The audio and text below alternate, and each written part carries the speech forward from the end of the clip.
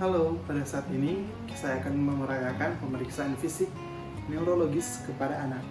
Perlu diketahui bahwa tujuan dari pemeriksaan ini ialah untuk mengetahui apakah adanya kelainan pada sistem neurologi anak guna untuk menunjang diagnosis nanti. Nah, pemeriksaan-pemeriksaan yang akan kita lakukan ialah yang pertama, yaitu memeriksa tanda rangsang meningeal. Di situ termasuk pemeriksaan kaku kuduk, Brusinski 1 dan 2, dan pemeriksaan Kernig. Selanjutnya untuk pemeriksaan refleks patologis.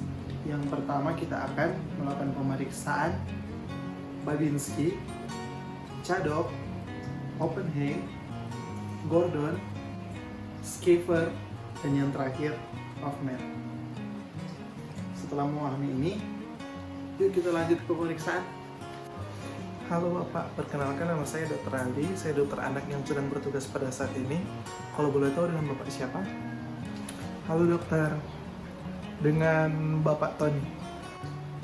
Oh Bapak Tony, untuk adiknya Pak, namanya siapa, umur berapa Pak?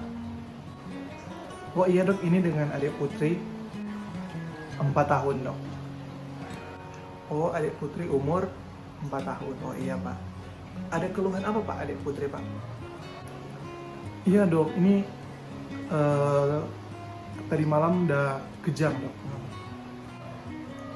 Oh kejang ya Pak. Oh, nah Bapak, jadi sesuai dengan keluhan yang adik Putri rasakan, pada saat ini saya akan melakukan pemeriksaan fisik neurologi kepada adik Putri. Pemeriksaan yang saya akan lakukan yaitu pemeriksaan rangsang meningeal dan pemeriksaan refleks patologis. Nah, pada pemeriksaan nanti mungkin adik Putri akan merasa kurang nyaman, tapi Bapak tidak usah khawatir karena akan saya lakukan sesuai dengan prosedur. Dan untuk alat dan bahan yang akan digunakan pun semua dalam keadaan steril. Apakah Bapak bersedia? Baik, bisa dok. Baik Pak. Sebelum pemeriksaan dimulai, apakah ada yang ingin Bapak tanyakan? Tidak ada dok. Baik Bapak. Untuk adik Putri sudah bisa menempati tempat pemeriksaan. Terima kasih Bapak.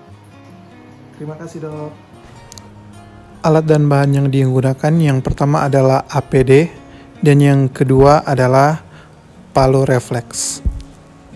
Setelah mempersiapkan alat dan bahan, kita lanjut sebelum pemeriksaan melakukan cuci tangan.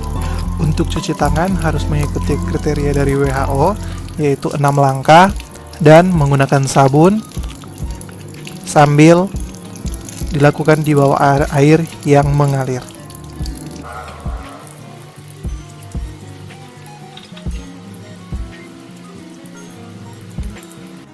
Nah, sebelum melakukan pemeriksaan, sebaiknya kita menggunakan alat pelindung diri berupa masker dan jangan lupa untuk memakai sarung tangan. Baiklah, untuk pemeriksaan pertama kita akan melakukan pemeriksaan kaku kuduk. Untuk syarat utama pemeriksaan kaku kuduk ini adalah tidak adanya cedera pada daerah servikal dari pasien. Nah, untuk itu apabila tidak ada cedera servikal kita akan melakukan, yaitu dengan cara memposisikan pasien tidur terlentang, kemudian menekuk leher pasien secara pasif hingga bagian dagu dapat menempel pada dada. Apabila tidak terdapat tahanan di bagian leher, maka kaku kuduk dinyatakan negatif. Namun apabila kita tidak dapat menekuk leher pasien dikarenakan ada tahanan, maka kaku kuduk positif. Selanjutnya untuk pemeriksaan Brusinski 1, hampir sama posisi dengan pemeriksaan kaku kuduk. Caranya adalah salah satu tangan memegang di bagian bawah kepala pasien dan tangan satunya lagi di atas dada pasien untuk mencegah bagian dada tidak itu terangkat. Kemudian secara pasif kita mengangkat kepala pasien menuju ke arah dagu. Nah, pemeriksaan Brusinski 1 ini positif apabila pada saat kita mengangkat kepala pasien diikuti oleh gerakan refleks dari sendi lutut dan sendi panggul.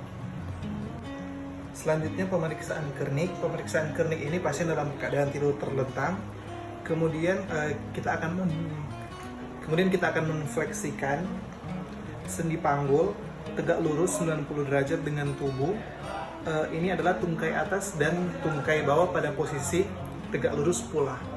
Nah, setelah itu tungkai bawah diekstensikan pada persendian lutut terhadap paha. bila terdapat tahanan atau rasa spasme otot hamstring atau nyeri sepanjang nervus ischiadius, sehingga bagian panggul akan ikut fleksi juga. Dan bila terjadi fleksi involunteer yang tidak dilakukan pemeriksaan, maka akan dikatakan Kernig sign positif. Teman-teman bisa melihat di sini. Selanjutnya untuk refleks patologis, yang pertama refleks Babinski.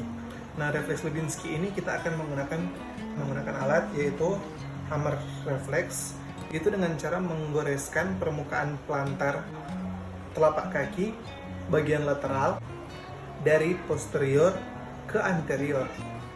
Apabila positif, maka akan terjadi ekstensi ibu jari kaki, dan jari-jari kaki lainnya akan terjadi pengembangan atau akan menyebar seperti ini.